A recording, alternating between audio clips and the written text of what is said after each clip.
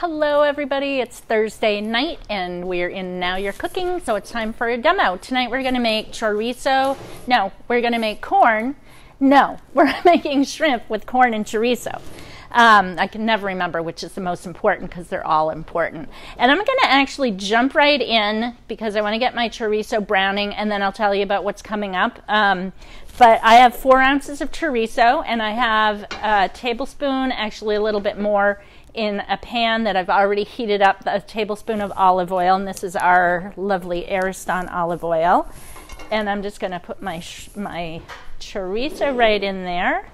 And we're gonna let that get all nice and sizzly. And I just turned my heat up a little bit. And what we're doing here is, one of the things is we're flavoring the oil because we're going to do all of the other ingredients and then we're going to brown our shrimp in this really tasty olive oil. So I'm just gonna let that start sizzling away. And I'm gonna tell you what we have coming up and a little bit of a couple of other things. So next week, June 17th, we have Rachel Kazumba and her sister Jean, and they are Mid-Coast New Mainers. They're here from Burkina Faso, and they're representing this awesome organization that we have here in the Mid-Coast where they help asylum seekers mostly find housing and help them get their security deposit, help them find jobs, stuff like that. So these ladies are from Burkina Faso in West Africa, and they're going to be making rice with vegetables, and there's a lovely French term for that, which I'm not going to try to say because it wouldn't make any sense. So that's going to be really fun. We're really excited about that. And then the week after, the 24th, we have Maine Coast Fishermen's Association, and they're going to be making a yellowtail flounder, which is a native Maine fish, in meuniere, which is a brown butter sauce. And that is going to be really fun too. So we've got somebody coming to cook that up. If you want to come, Heather, and look at this, you can see how the oil is picking up the color from the chorizo, and this is from the paprika that's in there. This is really good spicy Spanish chorizo, which we sell here at the store.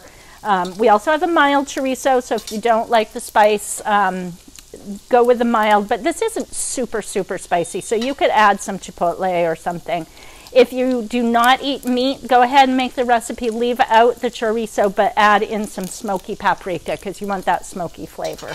And a little heat's not bad too. So this is a really nice meal to have in the summer on a night like this, or like we've had the last couple of nights where it's been so hot, because the spice really actually kind of cools you down. If you notice, a lot of the countries that eat really spicy food, Thailand and China and Mexico and so on, they eat that because that high spice really kind of cools you down a little bit. I don't know if that's actually true, but that's my belief. Anyway, so you can serve this dish hot, so it's great for in the winter, but you can also serve it at room temperature. You can put some sour cream, or you can add some buttermilk to it to make it kind of more soupy, and kind of cut the spice a little bit. But no matter how you make it, it's really good as long as you have that smoky paprika. So, and again, we're getting that from the chorizo here. And it is smoking. So I am going to very carefully pour off my oil into a heat-safe container. Please don't crack, please don't crack. And we're saving this oil because we're going to cook our shrimp in there, like I said at the beginning. But we want to keep the chorizo in the pan because that's going to stay crisp. And we're going to add a little bit more oil there. That was exactly a tablespoon, I promise. And I'm going to put in some scallions. This is a whole bunch of scallions. I cut the white part and the green part. You don't want to waste any of it. It's all got good flavor. Plus, it's nice to have all the different colors in there. We've got our corn, and this is just a pound of frozen corn, but I'm going to show you how to do fresh corn because it's getting to be really nice, sweet Maine corn season. So corn's going in. And I have a green bell pepper. You could use red or orange bell pepper or yellow bell pepper for extra color if you wanted to. The brighter colors are sweeter because they're a little bit riper. And there's nothing wrong with having this be a little bit sweet from those great veggies. And then I have some garlic, and this is our garlic twist, one of my favorite toys. You put your whole clove in there and you just spin it around and you get this really beautiful minced garlic. And I'm just using a fork to get it out because you want to get in between these tines here. Make sure you get all of it. And you can, with this garlic twist, you can get your garlic really, really fine. You can practically liquefy it, or you can just spin it around a couple of times and you get a nice dice or a nice mince on your garlic. Okay, let's make sure I have everything here. I just need to add a little bit of salt here, and I'm going to add a teaspoon of salt. And this is going to be about enough for 4 people. It's really nice if you serve it with like a nice big green salad with a sweet citrusy dressing. You can serve it over rice, you can serve it over noodles, you can serve it just as is, which is how we're going to do it tonight. So that's just going to saute for a little bit. We just want to make sure that the corn is fully cooked and that the onions are fully cooked, and kind of soften up the peppers a little bit, and that's going to be good to go. But I want to show you this awesome tool that we have. And this is, we have a couple of different ones. This one is from OXO, and it is a corn stripper.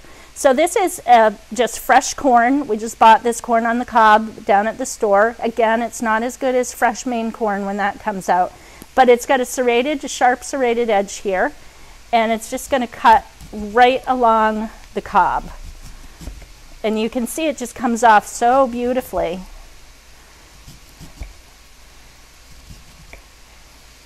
And so if you have leftover corn, this is great if you want to make corn chowder or anything with your fresh corn, your fresh Maine corn this summer. Great little tool to have in your kitchen. And I'm just going to put this right in our pan because otherwise it goes in the compost, and that doesn't make sense. So there goes our beautiful fresh corn. We'll give this a nice stir. So we also have a couple of wines tonight to talk about, because we like to let you know what you should be drinking with these great meals that you're making. The first one, this is a Riesling from Austria. Get my corn cob out of the way. And this is an exclusive to us. It's a special order that Joel has brought in. It's a really nice, super bone-dry Riesling. A lot of people think Riesling is really sweet. This one is not. It's very bone-dry. It's got a really nice smoky, flinty minerality to it, so it'd be perfect for this kind of meal with the smoky chorizo and the and a little bit of spice. And this is $34.99. Really nice selection. The Dürnstein Riesling. That's my German accent. And then we also have a Chacolina, and this is from the Basque region of Spain. These are both whites, by the way. This one, as Joel says, has a scintillating spritz. Doesn't that sound amazing? It is really nice. I had some of this last week, and it's just got this really light fizz to it. It's not super fizzy like a Prosecco or a champagne. It has high acid and a tart fruit to it. I have to cheat because I'm not Joel. And it goes really well with this dish because it's got so much starch in it from the corn. It's got some spice in it, and it's got fat in it, richness from the shrimp in it. So that's going to go really well with it. And that is $21.99. So bone-dry Riesling or a Basque Chacolina. And it's fun to say, too. Chacolina. Okay, good. So this is looking pretty good. If I were at home, I might let it go for another couple of minutes. But you can see, you can probably hear it. I'll lean down so my microphone picks up the sizzling. It's got a good sizzle on it. The green onion, or scallion, as it's also called, is getting pretty translucent. The corn is cooked through. Everything's nice and hot. The garlic's cooked it through. So we're going to move this over here briefly. And I'm just going to put it on this towel for a sec. And I'm going to serve it up. And then we're going to cook our shrimp. And I'll show you how to cook the shrimp, because you don't want to overcook your shrimp. You want to make sure it's cooked just perfectly. So like I said, you can serve this with rice. You can just serve it as is. If you want to use the buttermilk, which is really nice with it, but buttermilk tends to break, meaning the curds and the whey kind of separate. It tends to do that when it gets hot, so you just want to wait until this cools down a little bit. But it will make it a little bit more soupy, and it really adds a nice tart flavor.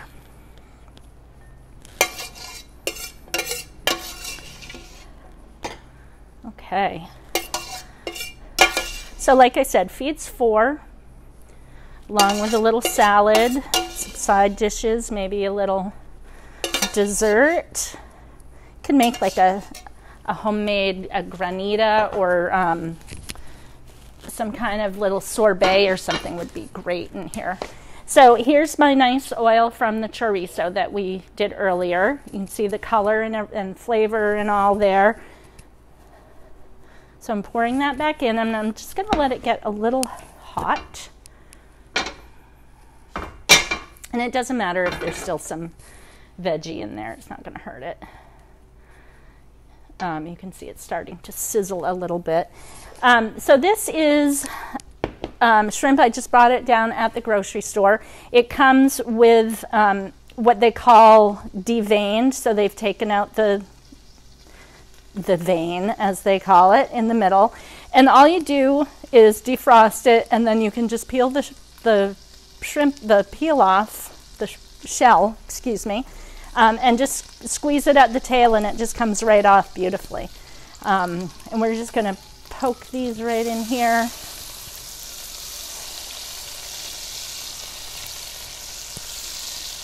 It smells divine.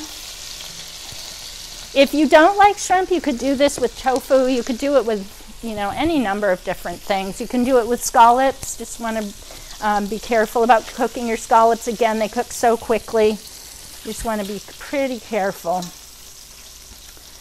And this is just foaming up from the shrimp juice. And as you can see, let's see this guy.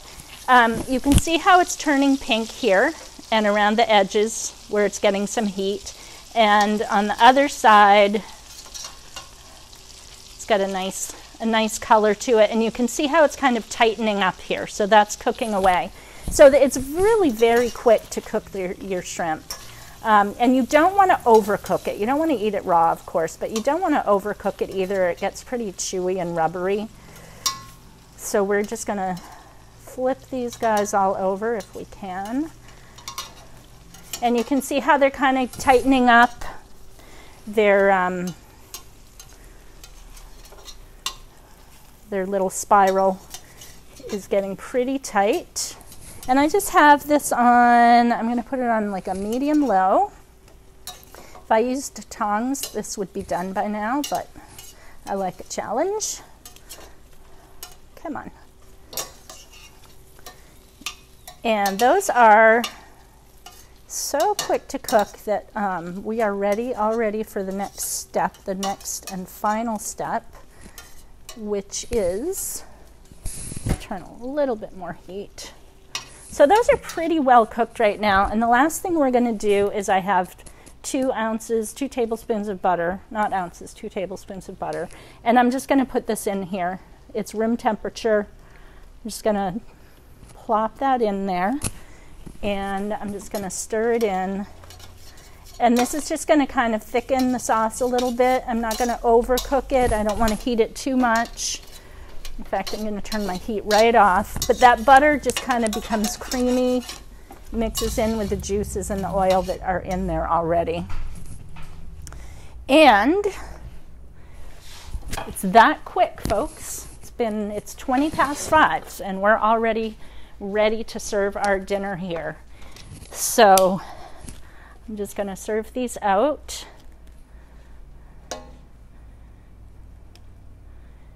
Five or 6 shrimp, and we want a little spritz of lime on there, and we'll put another one in the dish. Cilantro, I love cilantro, so we're getting really cilantro-y here. And that's pretty much it. So like I said, you can now put a little bit of buttermilk, or you can put some sour cream on there. You can serve it with rice. You can serve it with, you know, anything that sounds good to you. And that's dinner done. Dinner for 4 in 15-20 minutes.